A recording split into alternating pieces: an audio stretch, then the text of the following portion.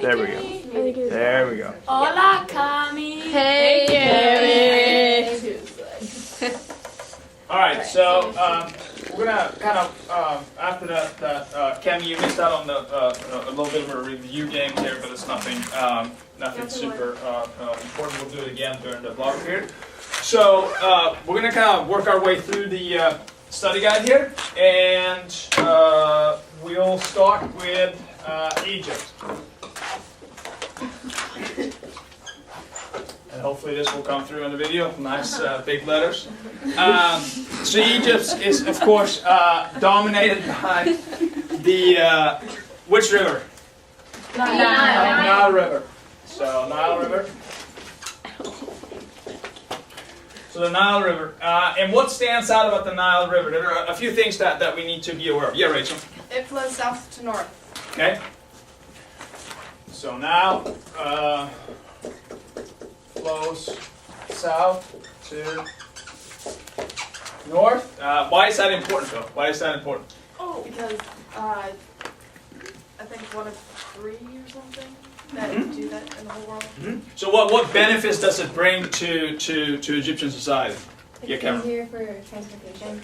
And why? And you're absolutely right. But let's connect all the dots here. Yeah, Caroline. For trade, if you want to go out and come back up, it's easier to go out through the Nile River and come back in through the Nile River and still. Oh, government.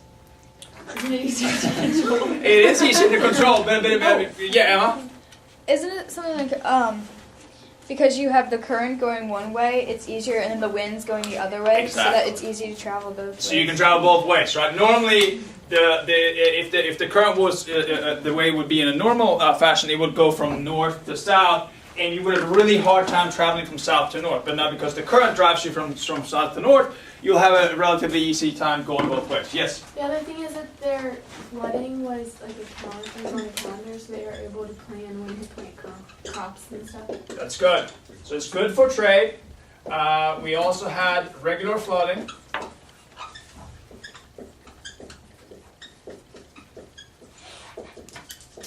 So regular flooding, and not only was the flooding regular, yeah, Kavya? I was going to say that you can get a lot of nutrients from the Nile. Yes, and why is that? There was more life in it, and Yeah. the silt it brought up was black. Yeah. So regular flooding, which will lead to black silt, and again, just like Rachel said, that's primarily because of the fact that there was so much life in the Nile that ended up dying in the water, and then decomposing at the bottom. And then when all that got brought back up, we had a lot of nutrients for the farmland. Yeah, Caroline. Well, since the Mesopotamians didn't have a calendar, sometimes it like wrote out the crops and stuff, so they made like a calendar for them. So it was much more regular. They could make a calendar. They knew exactly when to plant certain things. Good. So good for trade. Okay, so who's the first kind of important character here in Egyptian society? Narmer, King Narmer. Okay, so King Narmer. So I'm going to erase this here.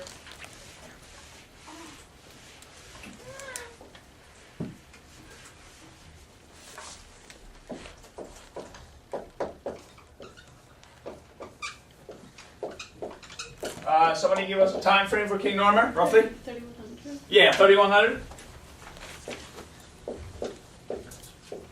So 3100 BCE. And why is he significant? What's the big deal? Kavya? Didn't he unite north and the south? Yeah, we don't call it north and south. What do we call it? Egypt. Upper and lower. Upper and lower, right? So 3100 BCE, united, lower, and upper Egypt. Very good. So he did another really clever thing when he united these things. Yeah.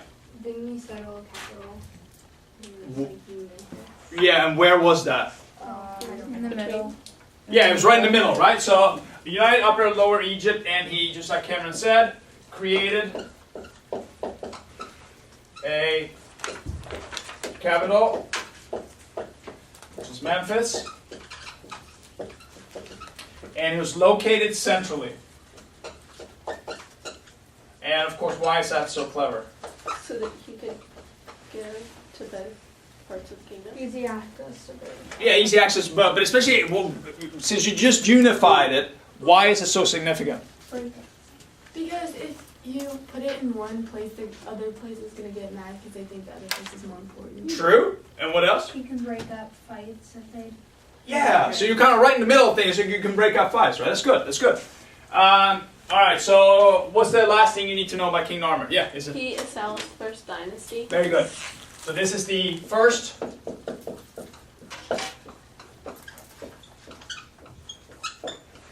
The first dynasty here in Egypt. And he doesn't call himself what later rulers call themselves. What do later rulers call themselves? Pharaohs. So he doesn't call, he actually calls himself king, but the people that come after him, his relatives, call themselves pharaohs. Can I erase that? Are we good? Yes. Is it the first dynasty in Egypt? Yes. Okay. Wait, did he? I think I missed this. What about the first dynasty? Anybody? What about the first He dynasty? established the first dynasty in Egypt. He established the first dynasty, and again, he does not call himself Pharaoh, but these are the people, his relatives are the ones that are going to start calling themselves pharaohs. Are we good? Mm-hmm. Right.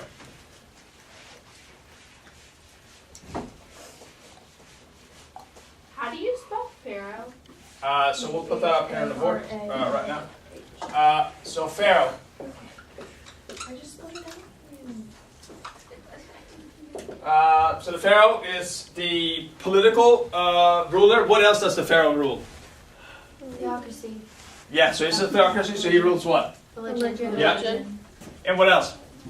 Isn't it Government. polytheist? Related It to is the sun polytheist. god. Yeah, it's related to or being he's either related to or considered a god. What else? What else does he rule? Wait. The people. It's an easy answer. Army. Yeah. Military. Yep. The government. Yep. So basically, Everything. he rules everything. He rules everything. So I mean, that's just the easiest way of remembering it. So he rules everything. Remember, there were certain pharaohs that even went so far as to say, "I own all the land in the country. You're just borrowing it. You're just borrowing it." That was what some pharaohs said. So he rules everything. But Egypt is kind of a big country. So how does he actually administer his rule? Like, how does he actually keep track of what happens? He has a couple of helpers here. Doesn't he have little governors Yeah. that that live in each city state? What are those things called? But remember, we don't have city-states though here. We have. cities. No. That was before he unified them. You're absolutely right, Rachel. That was before he unified them. So now we have just one state with two provinces, upper and lower. And what are the people? This was on the quiz we just played. Bro, Oh, yeah. Vizier. So was it a That's theocracy? not in my notes. Yes. I don't think that we ever learned about that. Really? Yeah, Yeah, we did. I just, no, I don't think so. I don't remember. All right, so sorry about that. So if we missed that, we did it during the beginning of the year. So the viziers are two. He had two viziers, one in the upper part, one in the lower part, and they just basically helped him rule. They were just kind of assistants to him. They were kind of the second and third in command in Egypt. All right, that's good. What's the first time period called in Egypt? the new kingdom. Not the new, yeah, the old kingdom. Oh,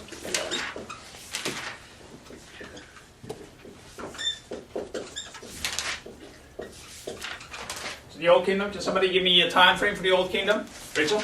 2,660 to 2,200. Right, so I'm going to round that up a little bit and we say 2700 till 2200 BCE. We need to know those types of dates. Or should we just know the general time? I think if you had a general idea when it is, I think that would be helpful. That would be helpful. I would never ask you a question about it, but it just becomes a little bit easier to learn and remember if you have some kind of sense that the old came before the middle came. You see what I'm saying? Yeah.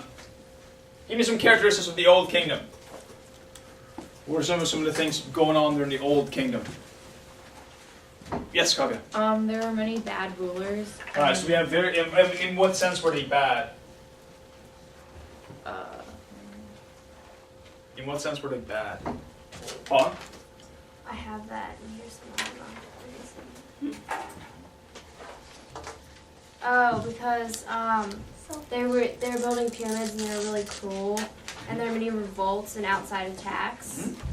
Ava? And that I like was just gonna say they're very focused on themselves There you instead of the people. So, many pharaohs, It's like a line of selfish pharaohs. yeah, were self-centered, did not really care about their people. And the biggest sign or symbol of that is, of course, or are, of course, the pyramids. And what were the pyramids, of course? Tombs. Yes, they are tombs, right? So they are, Pharaohs. yeah, they're tombs for the pharaohs. They're tombs for the pharaohs. Do we need to go through like the whole mummification process, or do you have like an idea of that? Do you? They took the hook, and they They put just, like, it in put it up their their nose and the. Yeah. How do you pull That's the only brain part I out know. of your nose? We're not getting into Yeah, that. probably. Let's just not go into. We know, but if you hit someone right here, it breaks their nose and goes into their brain. So Yeah, obviously it's near it. there's like It's a just membrane that to it. Yeah, there's. You can look it up.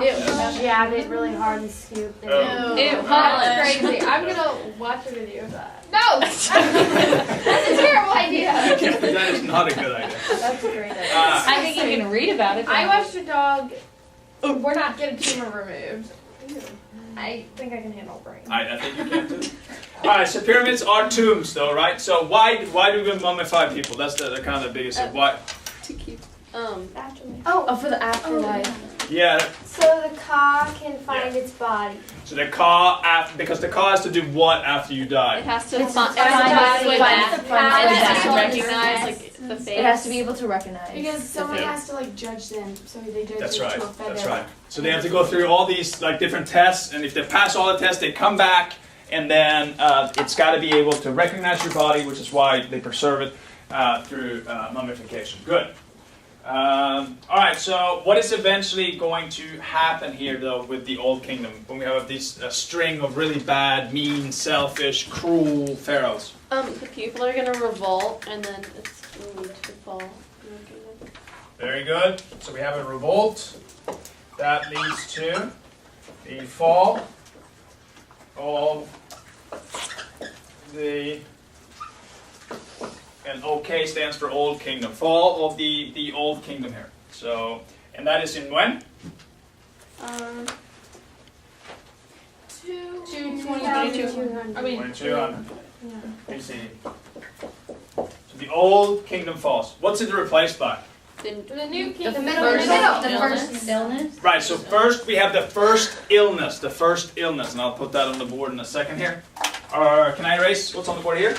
Wait, 2200? Yeah. I have a quick question. Yeah. Since we didn't write about this, about the mummification process, it's still possible to go on the quiz. We're just doing, Absolutely. like an overview. Absolutely, but since, again, I think you have it under pretty good control, right? I mean, in the interest of just saving some time, we'll skip over some things that you feel comfortable with. So, fall of the Old Kingdom, and it leads to the first illness, which is basically a period of chaos. Yay.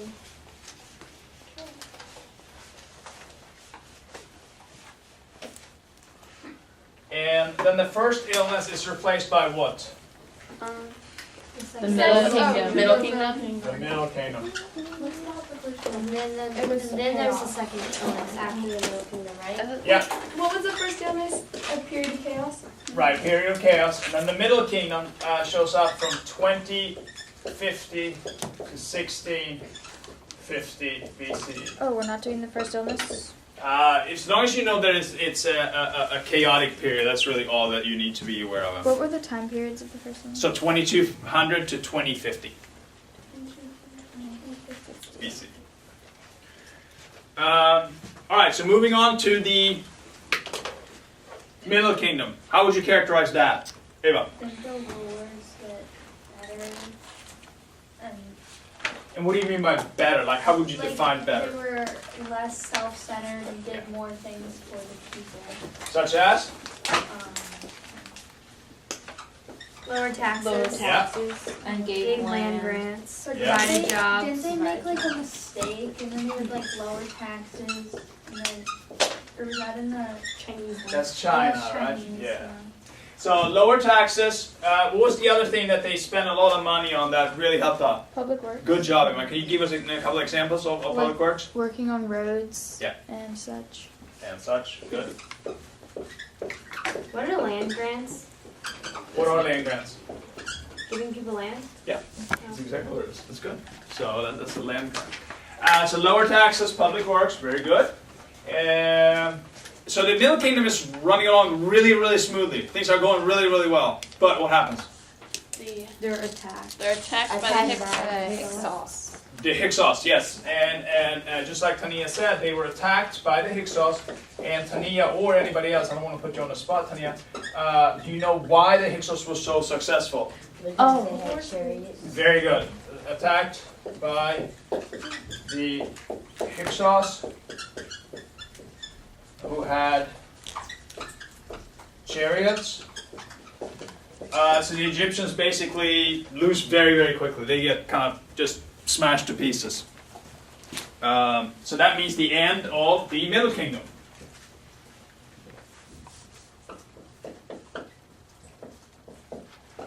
So MK stands for Middle Kingdom. So end of the Middle Kingdom. What time? 1650. 1650 BCE. Good. Any questions about Egypt? Wait, just a second on this. Isn't that when they kicked the Hyksos out? That comes in chapter 4. That comes in chapter 4. Oh. That's so spread out. I don't like that. So Egypt is there. Wait. Yeah. Isn't there another illness? There's the second illness, yes. Then we'll talk about that when we review chapter 4 because that sets up the new kingdom that comes after that, right? Oh yeah. Which is the first empire in Egypt.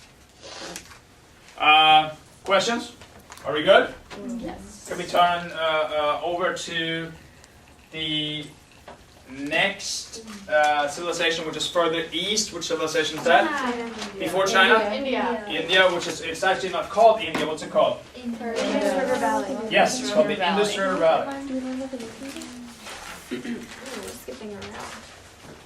I think that comes later. So this is the Indus.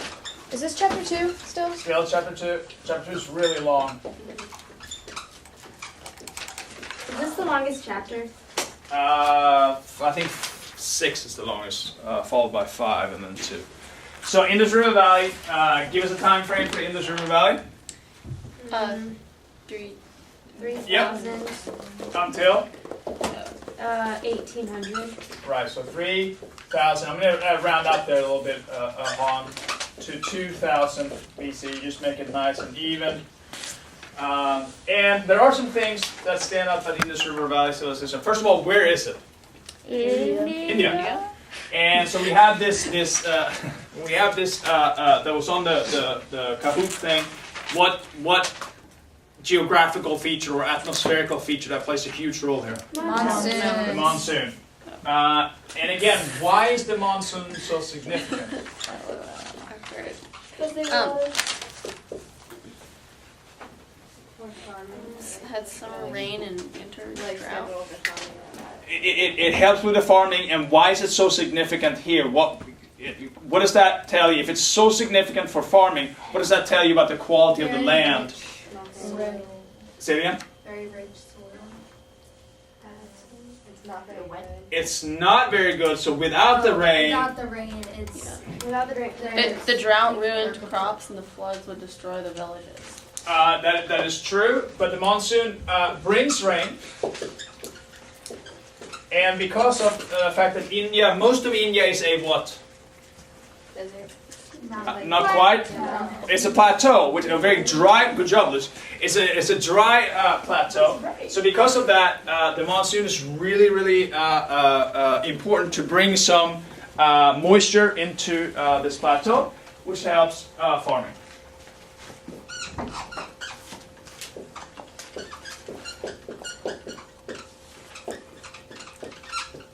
It's better farming.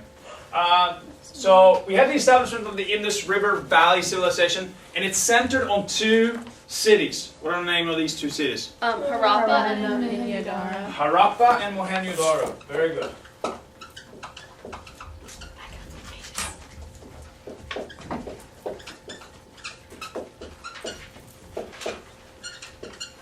And the fact that the civilization is centered on 2 cities should give you an indication of the fact that this civilization is different. And I basically just spelled it out for you. Why is it different? Tamia? Because they were very advanced. They were very advanced, and the civilization is focused not on agriculture, It but was an urban. it's an urban civilization that is largely focused on trade more so than agriculture. Because the plateau. Yes, very good. Caroline. There's an urban civilization. And what can we say about these cities? There were some things about these cities that stood out. Hey, how are you? Good. You will now enter your own video here. Yes, It was planned on a grid. yes. Plan on the grid. Didn't they have sewage systems? They did have sewage systems.